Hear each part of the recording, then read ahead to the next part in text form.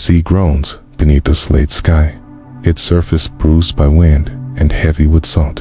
A dull light seeps through clouds, as if the sun itself has forgotten how to shine. The ice is creeping slow, wide, ancient. It forms like pale scabs along the hull of a long-abandoned knarr, half swallowed by frostbitten tide, as if the land itself is trying to erase it. The prow, a carved dragon's head, once fierce, now slack-jawed and blind, leans toward the north, toward memories carved in waves. Ravens perch on the yardarms, black and motionless, like carved omens etched in sky.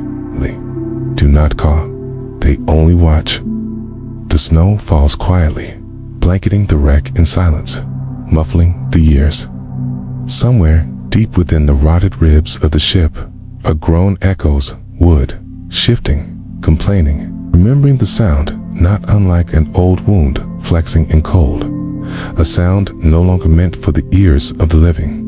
There are no voices now, no footsteps, only the wind threading itself through the hollow planks and broken shields, singing a song for no one. And yet, once, long ago, this vessel breathed. This was not always a corpse.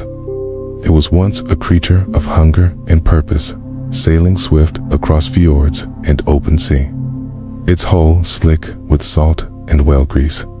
A merchant ship, perhaps, or a raider's trophy filled with bolts of cloth, sacks of grain, hacked silver, the faint perfume of a Frankish abbess's stolen veil. Men once walked these decks, their boots loud and sure, their breath white against morning air. They were loud men, rough with laughter, rougher still with steel. They spoke in the rhythms of Old Norse, hard-clipped syllables, thrown like blades through frost. Their hands bore the calluses of war and wind. Their cloaks were stitched with runes, with charms against drowning, against rot, against the cold they would one day kneel before. They sang deep, guttural songs, not prayers, but defiance. Songs to stir blood, to wake the gods, to keep death far from their sails. They gathered around a bronze cauldron hung from chains, stirring seal meat until the fat spat and hissed. One carved a face into his spoon, another sharpened an axe against his boot. A boy, younger than the rest, hummed beneath his breath while mending a torn sleeve. There was no doom in their eyes, only motion, purpose, hunger. But storms do not always roar. Some arrive quietly, with the precision of fate. Began with the shifting in the sky, a strange stillness, as though the air itself had frozen in thought. Then came the snow, not in flurries, but sheets, white veils draped over the sea, suffocating the horizon. The waves grew sluggish, the sails sagged, the ropes stiffened. They fought at first, lashed themselves to the mast, poured oil over cloth to coax fire, broke crates for kindling. But the cold was not a beast to be slain. It was a god. It seeped into marrow, into dreams. It slowed their breath until even memory moved like ice. Some froze, sitting upright, arms crossed, backs to barrels, curled near the rudder, lips parted as if still whispering names. The boy who mended his sleeve was found with his thread still clutched in hand, a stitch half pulled. No man screamed. There was no time. The world had shrunk to frost and silence. There was no grave, no cairn of stones. The sea became their crypt, the ice their shroud. A burial not offered by kin, but by the indifferent hand of nature. The gods, if they watched, gave no sign. Centuries passed, the names were lost, no saga held them. No skald whispered their tale beside firelight. Only the ship remained cracked, listing, groaning in sleep. The sail still clings to the mast in tatters, like the torn garment of a bride abandoned at the altar. Its ropes fray in the wind, reaching like fingers toward a sky that no longer answers.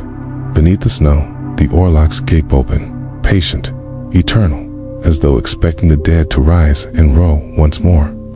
But The sea has taken their weight. Time has taken their breath. Only silence rose now, and still the wind sings. It threads through gaps in the timber, through old shield brackets and arrow-scarred railings. It moans low across the hall, a dirge that only the land understands. There is a regret to it, a sadness deeper than loss. As if the sea itself remembers what it did. As if eventide can feel shame. Now, the knarr rests not a ship, but a shrine. A reminder carved in wood and frost. A monument to a journey that ended not in glory, but in forgetting. A warning written not in words, but in stillness. The ravens remain, watching, waiting. Perhaps they remember, perhaps they guard, perhaps they too are cursed to stay. In the ship, this dragon's husk will remain until melt, till fire, till the sea returns to finish what it began. But farther inland, where the snow gives way to stone, another shadow stirs. A monastery, once looted, now whispers with secrets of its own. An old bell tolls in the night, though no hand pulls its rope. A child walks among ruins with fire in his eyes and frost in his blood, born of silence, shaped by memory that the sea may forget. But the land remembers, and the story does not end here. Dawn rises dull and bone pale, spreading like spilled milk across a sky smeared with ash. In the valley below, stone walls crumble beneath the weight of snow and silence. The monastery stands, or what remains of it, a mangled crown of arches, and broken cloisters, half choked by ivy and time.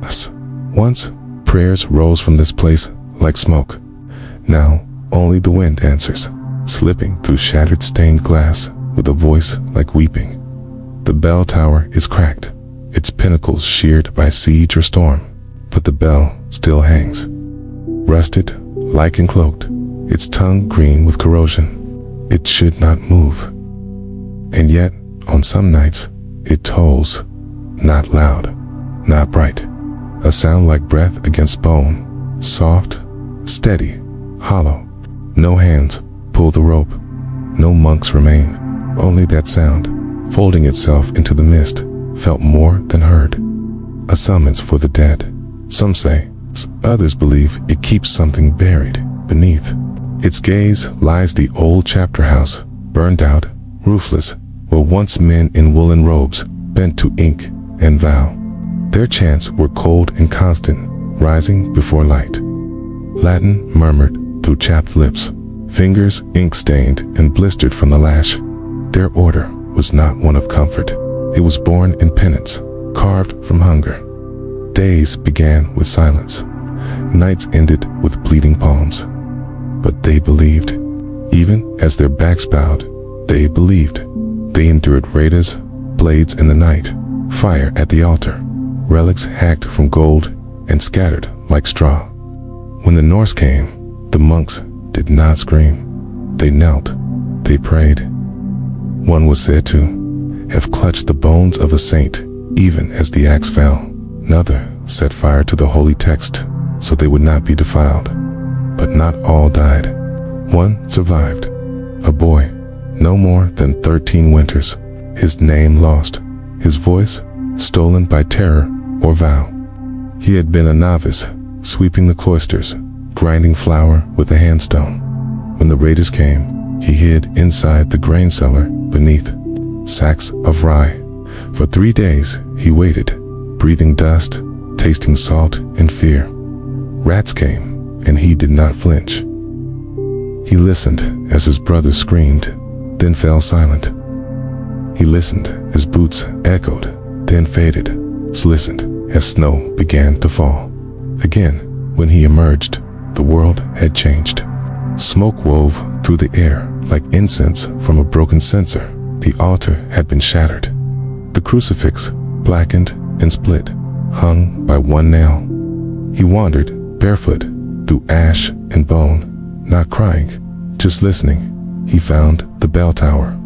Last, and there, beneath its shadow, he knelt, not to pray, but to wait.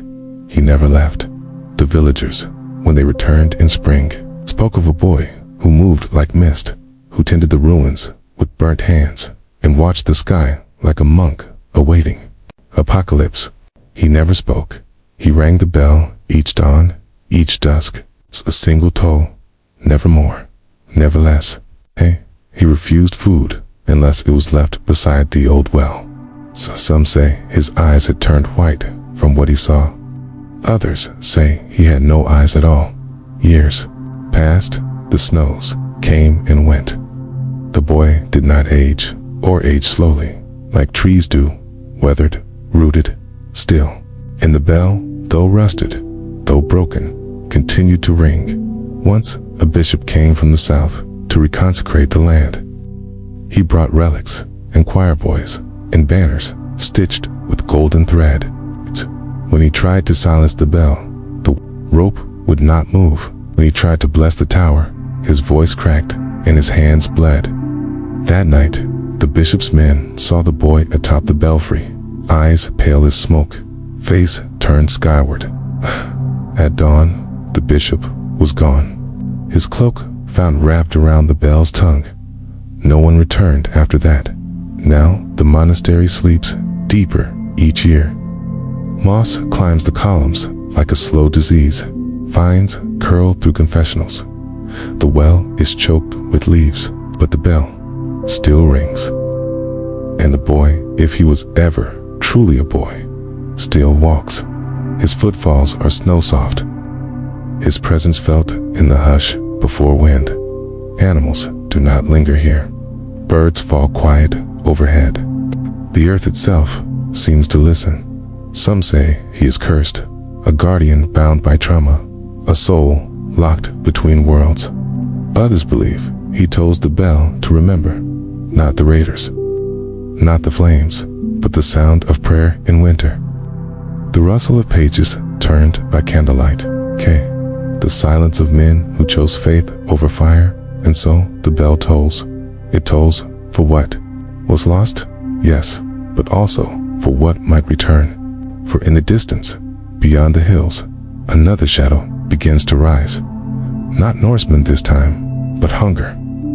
A famine creeping through the lowlands, children eating bark, trading shoes for grain. The wind changes again, bringing not the scent of salt or ash, but rot. The boy hears it, just as he heard the raiders, just as he hears the silence between tolls. The sea forgot, the land remembered, but this bell will not die. It began not with thunder, but with silence. A silence so deep it rang in the bones, a hush that settled across the fields like a burial cloth. Birds vanished, streams slowed. The soil turned bitter beneath the plow. The wheat that should have danced in the summer breeze grew short, yellowed, limp, and then it didn't grow at all. In a village nestled between the blackwood forest and the wind-beaten moors, the earth cracked like old skin. The last harvest had been meager, but this was something else. Turnips rotted before they could be pulled. Barley grew fungus, slick and gray as corpse flesh. Even the rats began to die, and when the rats die, so do the warnings. The people waited for rain, waited for sun, waited for signs from the heavens. But the sky had become a sealed thing, mute and blind. And so the waiting turned to hunger. At first, it was spoken of in whispers. A loaf stretched thinner, a broth more water than bone. Mothers skipped meals. Fathers traded their belts for flour. But the hunger moved quickly. It entered the body like a curse, soft at first, then knowing. It hollowed cheeks. It bowed backs. It made neighbors, strangers, and strangers wolves. The lord of the manor had locked the granary gates, posted his own guards. Protection, he called it. But when the peasants came with frostbitten hands and dead-eyed children, the guards turned them away with cudgels and jeers.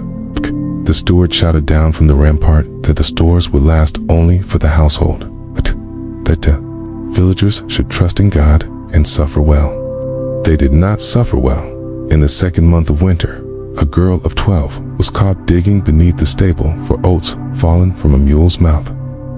Her fingers were black with cold, her lips cracked, her eyes fevered. She carried a doll made from dried reeds.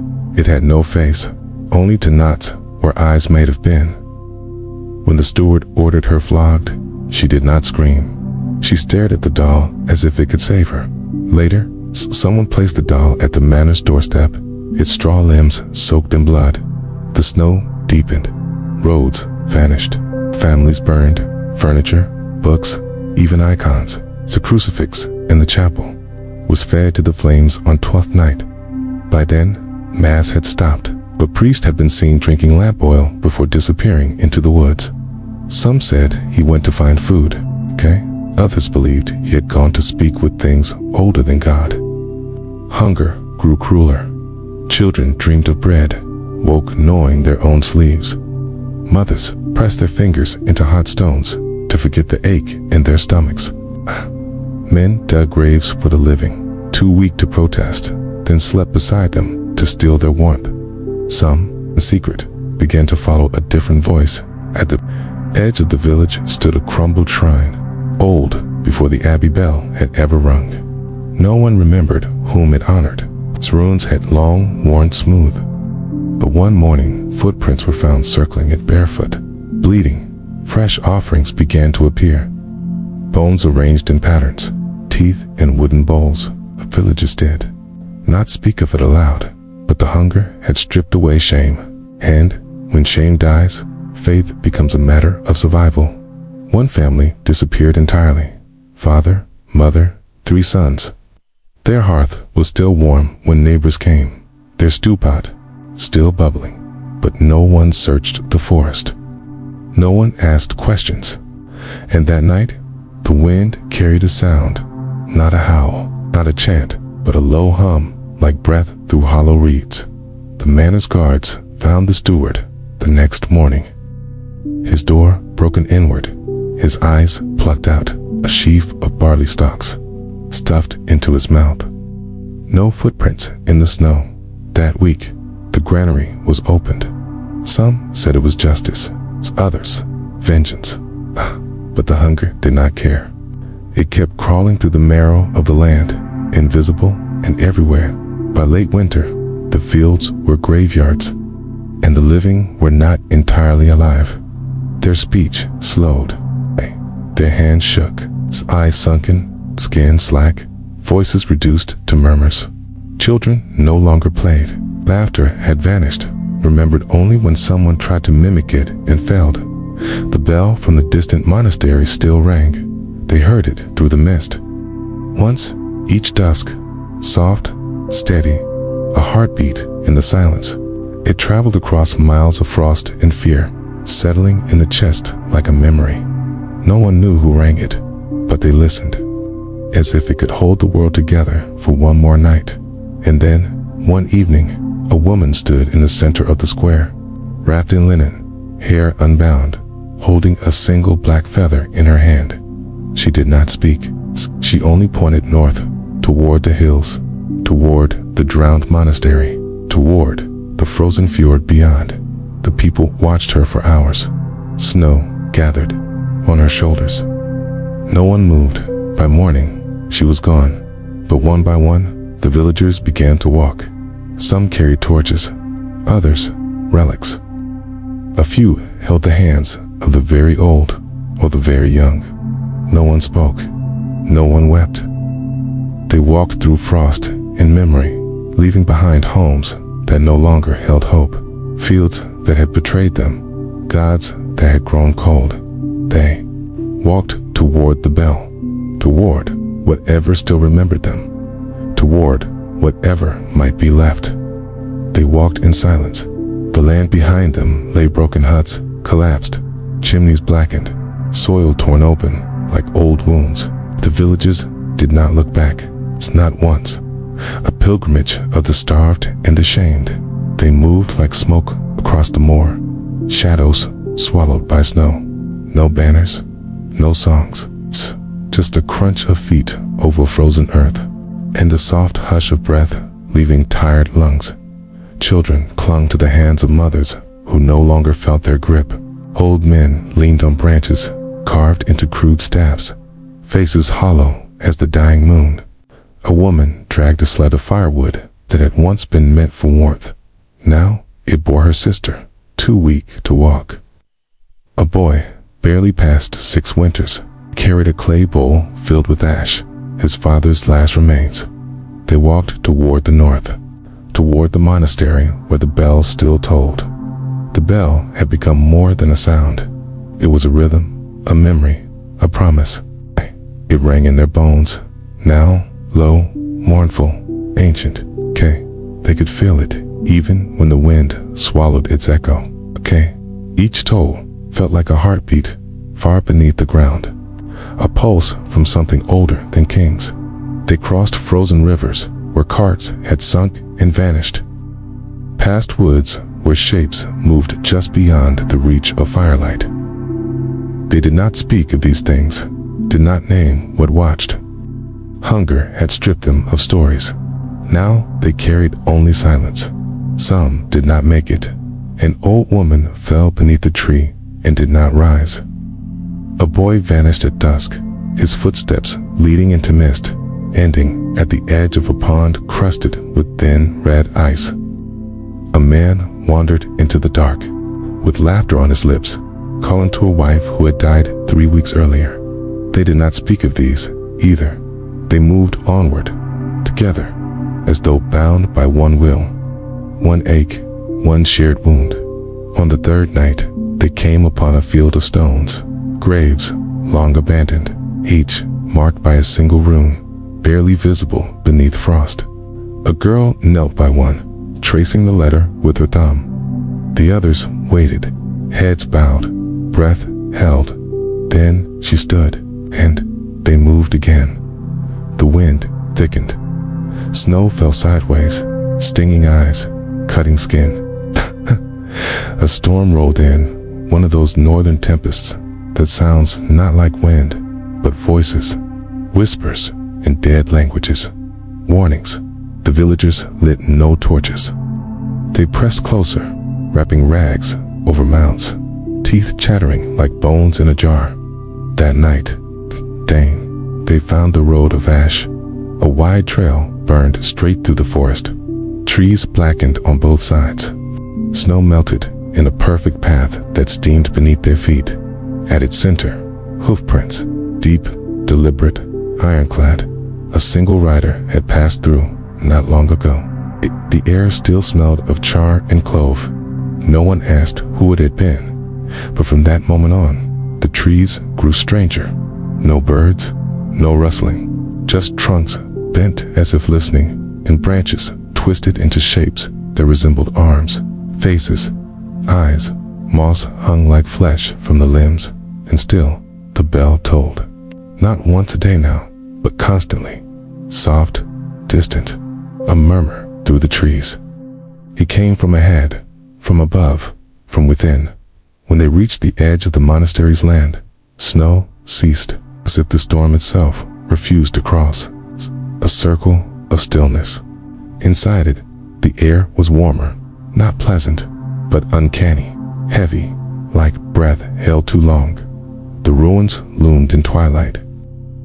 The bell tower stood crooked but defiant. Its iron bell swung on no wind, and he stood beneath it. The boy, the same boy, or a boy who had never ceased being.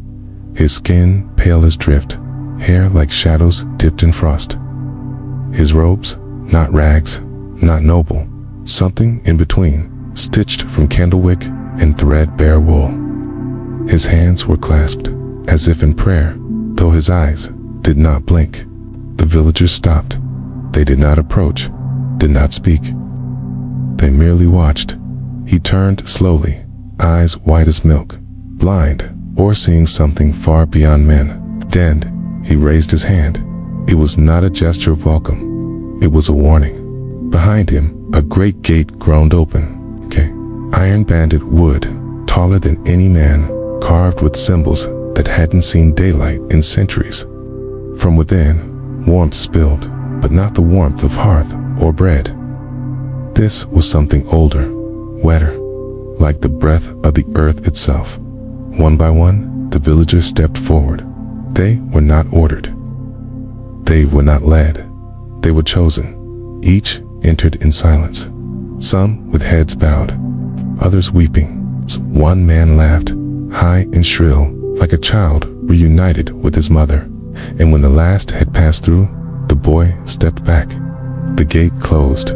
No latch, no lock, only silence. The bell tolled once more, and far across the moor, the village they had abandoned. The snow began to melt inside hearths that hadn't known flame in weeks. Smoke began to rise. Cattle stirred.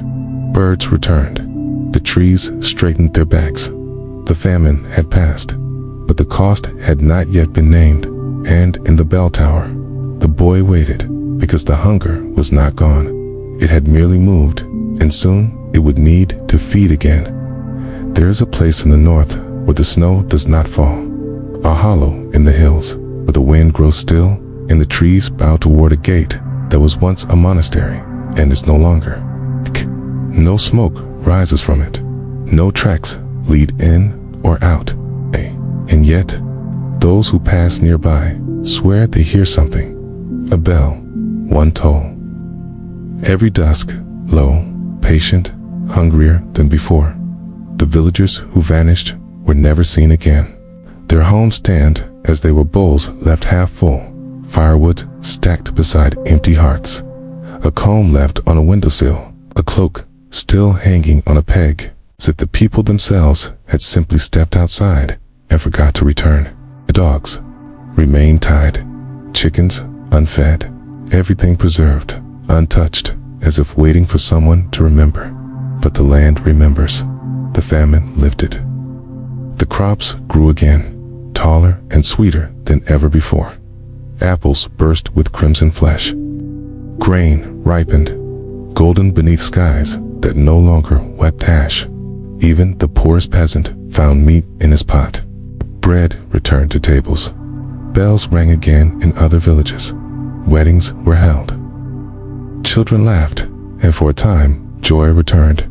But always, beneath it, something else, a shadow beneath the light, a chill that no fire could quite chase from the bones at harvest. An infant was born with eyes too old for her face, wide and unblinking, as if she had already seen too much.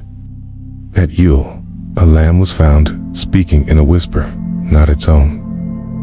On the longest night, a shepherd walked backward into the hills, singing the tune of a bell that no longer had a rope.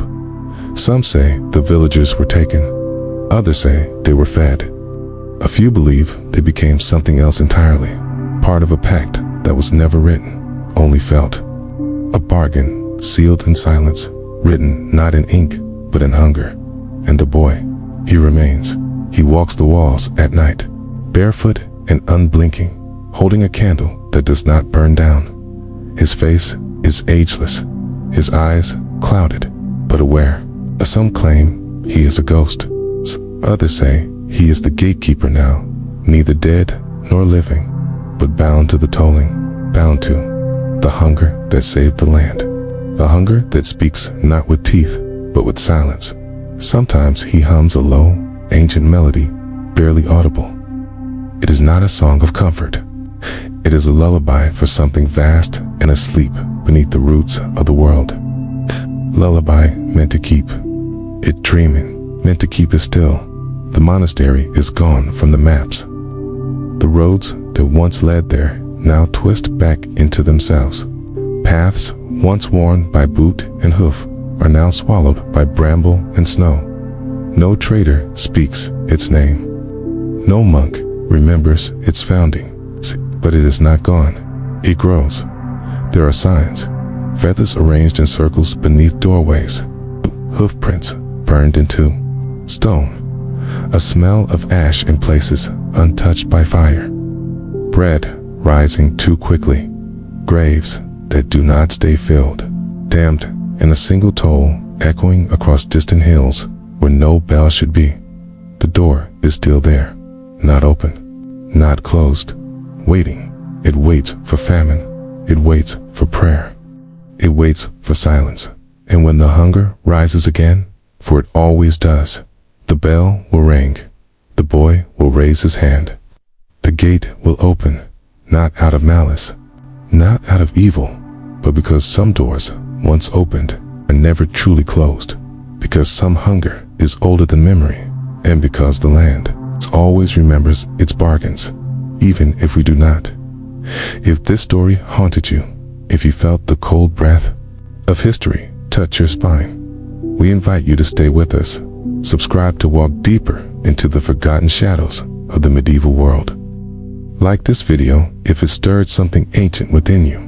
And remember, the past is not dead. It only sleeps, and sometimes it dreams with its eyes open.